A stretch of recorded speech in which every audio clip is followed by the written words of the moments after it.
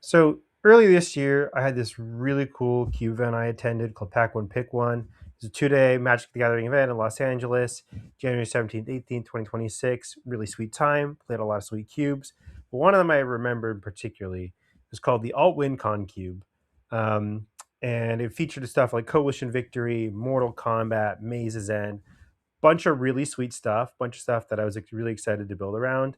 However, it was kind of the night before, like I was doing full random at this event, and the night before, I was like, I hope I get into the Alt WinCon cube. I really want to see what it's about. So I just took a look at the list and saw what would happen. And what I saw on the list gave me a little pause. I saw cards like Dockside Extortionist, White Orchid Phantom, Knuckles the Echidna, which is 2/4 double strike trample haste for 4 mana, Birds of Paradise, Swords of Plowshares. These guys, for whatever reason, were in there, uh, alongside cards like Chance Encounter. And I just kept thinking, like, if someone ever gets their Chance Encounter trigger countered by Tishana's Tidebender, they might quit the game forever. They might. That would just be my heart would be broken for them, just completely heartbroken. Um, so despite doing full random, I did end up putting it into the cube. There was a pot of six. Here was my draft. I started going into it. I was like, okay, I'm not gonna draft the good creatures. I'm gonna give this a fair shake. I'm gonna try the alt win con stuff. I'm gonna see how it works out. I started out with Reprieve, which just kind of like generically good card, and I picked Remand. Then I picked a Jackrabbit and a Winter Night Stories and a Search for Iscanna and a Consult the Star Charts. And you can see I was like, I wanted to pick the card draw and filtering, and maybe I'll end up with an alt win con, and maybe it'll be sweet. But then I got past the four horsemen at the end of pack one, and maybe you can see on the screen right now, but I had to go full hero turn. I had to do it.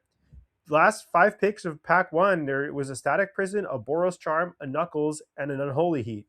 And it meant that I was like pretty much forced by the last picks of the draft into Boros aggro.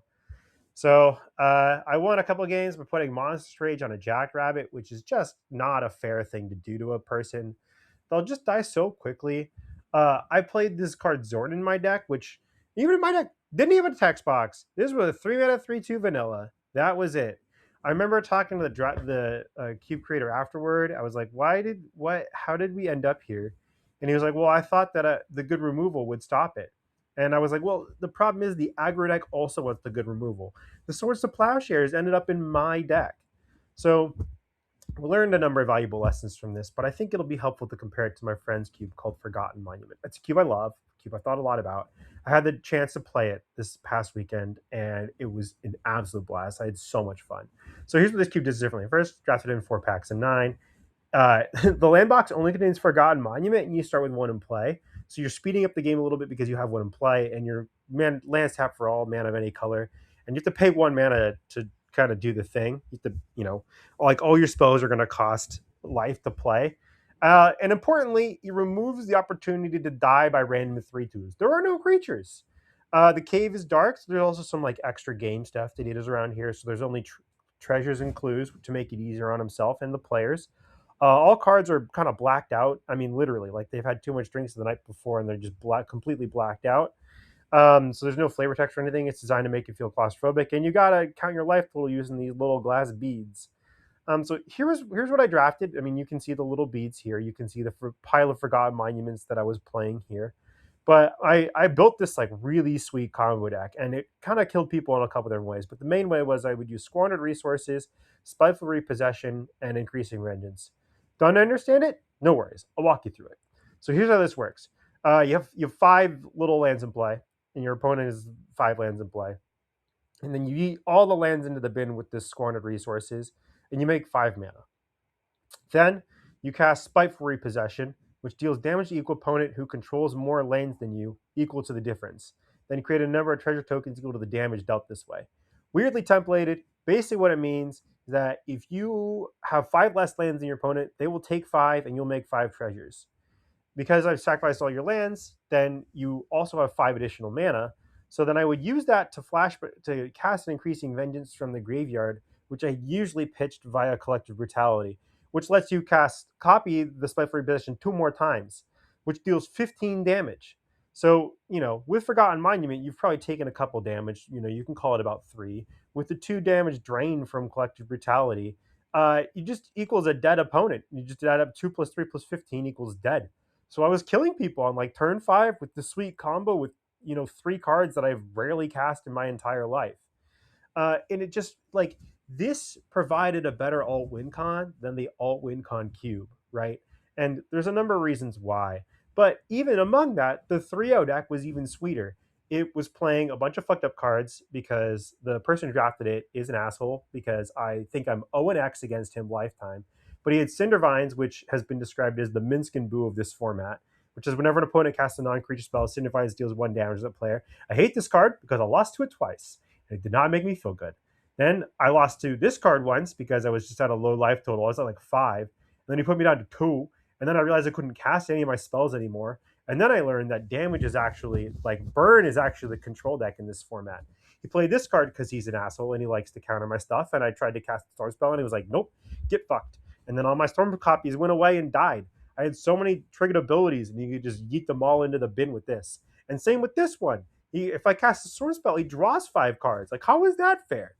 And then Turn the Earth, which was even more messed up. I remember one game I put, Fact or Fiction and took the pile without Life from the Loam so I could start dredging Life from the Loam.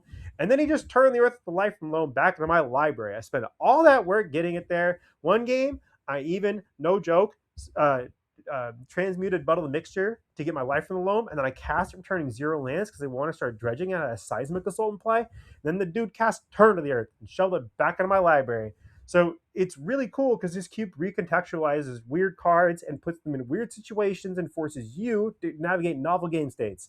Super fucking cool. Also, this card killed me. I didn't realize it had this bottom ability, which pops it, and you can get rid of a thing, and it deals 2 damage to them.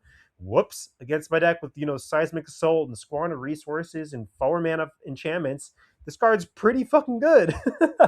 So, really had a blast from this, and I think the difference between the first cube and this cube is that the number one important thing when you're doing something weird is you lean all the way in. It's sounds easier than it is, but you really need to lean all the way in. We're not doing any of that regular cube stuff. If people are signing up to play your weird cube, they're probably not signing up to play with regular cards, okay? So it's really important. The guy who 3-0'd said it's always super cool seeing unplayable draft chat be legit bombs in this environment. And that's sweet. We all strive for that. So let's take a look at a couple steps for how you can also enable that type of experience. First of all, there's this really cool button called the compare button, and you can go through a lot of the most popular cubes and compare them to your cube and see what cards they have in there. And if there are a lot of cards that are in your weird cube that are also in these popular cubes, it's a sign of one thing. One, that their context is probably really well known, and it's going to be too easy for players to figure out what to do with them. Or two, that their rate is really strong, and that's why they're in so many cubes, and you can probably cut them for that reason. So that's one way you can look at it. But the other way you need to think about this too is creatures are actually exceptionally good at killing people. If you think about it, even a 3/2 for 3, given 7 turns, equals dead opponent, right? You spent 3 mana on this thing, and it killed them. That's crazy. That's so strong. It's way stronger than trying to do like Mortal Kombat plus an amount of energy to get 20 like creatures in your graveyard. It's just a 3/2 for 3 is going to be way faster, even if it has no text. So you just need to be so careful at what you put in the weird environments. Because you're deviating away from the Richard Garfield system, you have a higher chance of messing things up the more you adhere to the Richard Garfield system. It's so important that you lean in. The other thing you can do is practice, like really practice building weird cubes. The best way to do that, go to your local library, use the printer, scan a bunch of cards. I didn't build all these weird cubes because I spent all this money to assemble them. Yes, I have some cubes with real cards in them, but a lot of them started out because I went to the library, I proxied them, I played them in paper, I saw what worked, I learned from that experience, and I iterated, and I kept doing it until I got good at building weird cube environments. So this also meant that I'd have to pay a lot of money. This is like an easy thing to do. It's time intensive, absolutely.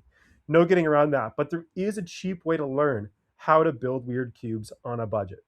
So on that note, let's talk about the draft experience for these cubes because it will also teach you a lot about the design experience. So Parker Lamaskis recently wrote this article called "The Best 03-06 Draft of My Life." His usual strategy going into drafts is to be ruthless about rate, ignoring the cube owner's purported archetypes. And he acknowledges, even though he's not the best Magic player in the Philly scene, it's usually enough for him to avoid an O3. But he's recorded that in this cube called the Space Between twice. Now, this cube is designed by someone named Annie Online, and the cube is kind of like a reflection of childhood jank. Kind of Esper oriented, Cold Snap, Kamigawa Time Spiral. Oh yeah, and the most important part, it's a desert cube. So it's 3 packs of 18. So this cube is really about exploring all the weird mid garbage cards that were released between 2005 to 2010-ish. That's kind of the era of Magic that this is hitting.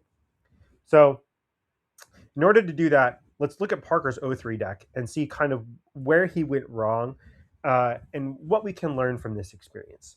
So one thing I noticed first is that there's this really small reality acid package. You can combine it with Tolarian Sentinel and you can return reality acid to your hand and put it out that way. And it's kind of got Grover the Burnwheel as Punishing Fire as a way to do something.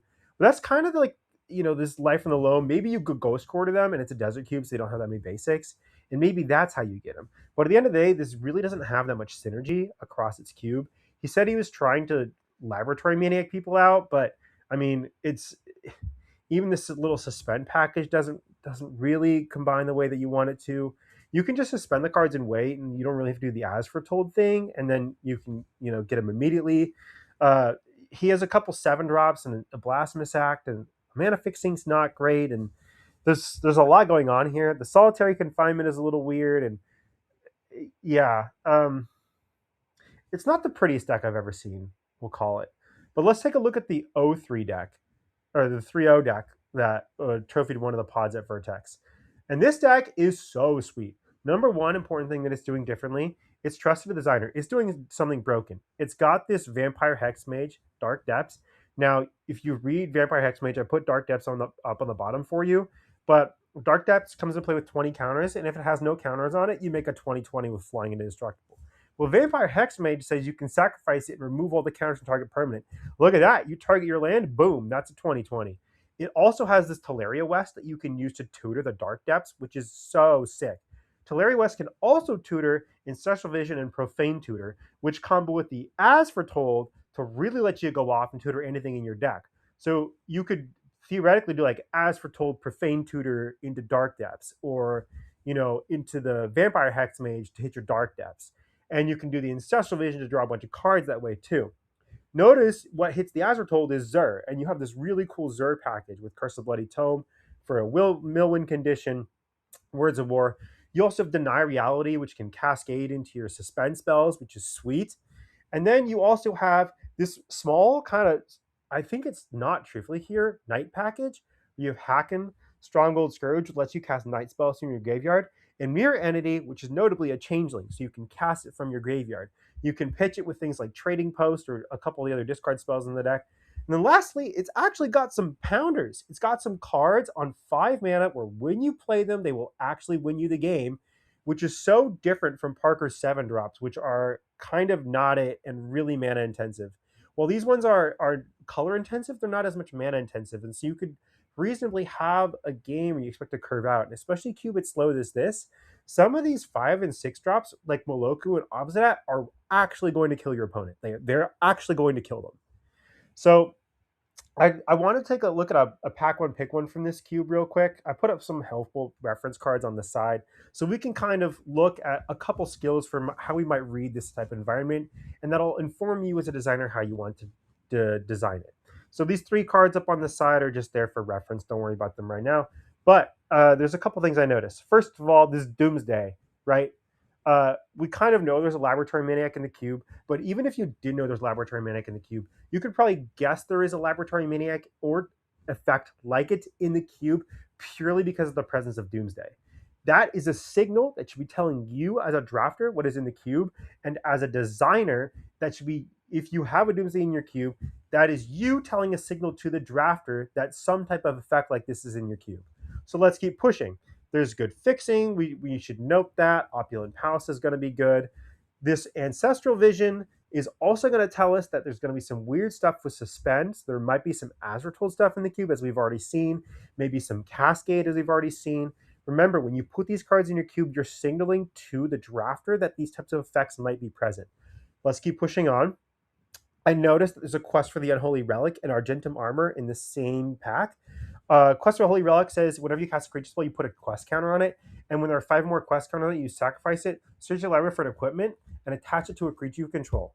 Right? So here's that Argentum Armor. Argentum Armor gives +6/+6, and whenever a creature attacks, you destroy target permanent. So that's some perfect synergy there. So maybe that's something we can lean into. I'm noticing snow as a theme here. That's really powerful. Arkham's Astrolabe was banned in Pauper because it was so strong. I think it was even banned in Modern too, but someone might need to quote check me on that. Either way, it's a card with a notable constructed pedigree, and that is something we should absolutely note here. Also, note the other snow card in the pack. So, there might be some kind of snow beatdown deck that we can build. Also, there's a number of artifact synergy and ramps, so there might be some type of restore balance, especially considering that we've seen a lot of these suspend cards. There's also a dredge spell here, which might indicate some graveyard stuff. Maybe there's a worm harvest later in the cube. Spoiler alert, there is. Through the breach might indicate some fatties here. But keep in mind, what I'm actually trying to get you to do is read laterally across the entire pack, gauge its themes, its quirks, and potentially its combos. I'm trying to get you to understand Constructed. A deep knowledge of Magic history will be vital to understanding weird cube experiences, both building and drafting them. Remember that modern deck with the Quest for the Holy Relic and Argentum Armor? Yeah, that was top 8ing modern GPs. If a set of combination of cards will test the metal of modern's most prominent format and decks, then it will do so in your cubes as well. Then I'm trying to get you to build familiarity with other systems. Keep in mind how mechanical and rule changes may impact the experience. I think one thing that would have really benefited the old wincon cube is just to say no combat damage, not happening. So you can play with creatures, but no, you're not winning the game through combat. So what does that do to experience? It allows you to do the more all wincon thing. It removes the most way things people win games, which will lean into the alt wincons. I think that's really important. Rate being determined by the cards in the cube, not all cards across Magic's history. In some cubes, a 3/2 for 3 is pretty fucked up, and you're going to need to recognize when that is. And lastly, don't pass over something just because you don't understand it. It might be worth the risk. You don't understand the vision of something right away, it might reveal it to yourself to you later in the pack when combo piece B comes around and it all snaps into place for you. And if you're reading laterally, these moments will happen. So in short, I think that's it. If you keep in the rules we talked about for both building weird cubes and drafting weird cubes, it will make you a really good weird cube designer.